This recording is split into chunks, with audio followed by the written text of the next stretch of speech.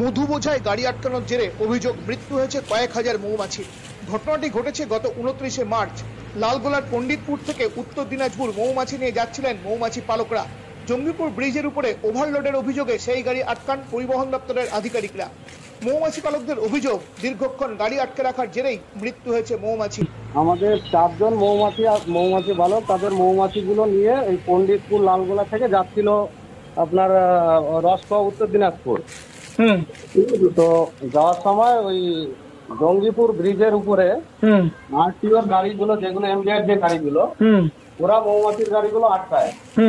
আটকানোর পরে ওরা গাড়িগুলোকে ওয়েট করার পরে ওগুলো গাড়িগুলো দেখতে পায় ওরা যে ওভারলোডিং আছে। তো ওভারলোডিং থাকার পরে ওরা 17,000 টাকা করে গাড়িতে টাকা চায়, এক একটা গাড়িতে। ঠিক আছে, তো 17,000 টাকা যখন ওরা দিতে পারেনি এবং সেটা নগদে চায়, যখন তারা সেটা দিতে পারেনি তখন গাড়িগুলো নিয়ে ওমরপুরে পার্কিং এ গাড়িগুলো আটকে রাখে। আমাদের কথা হচ্ছে চালান কাটতেই পারে ওভারলোডিং থাকলে, কিন্তু মৌমাছির গাড়িগুলো এত দীর্ঘক্ষণ তো আটকে রাখতে পারে না তারা, না? মৌমাছি তো একটা এসেনশিয়াল পরিষেবার মধ্যেই পড়ে। আর আমাদের প্রধানমন্ত্রী, মুখ্যমন্ত্রী মৌমাছি সম্পর্কে এত মানুষকে উৎসাহিত করছে, মৌমাছি এত উপকারী জীব মানুষের জন্য, ঠিক আছে? তো সেখানে 5 ঘন্টা গাড়িগুলো আটকে রাখার ফলে মৌমাছিগুলো মারা যায়।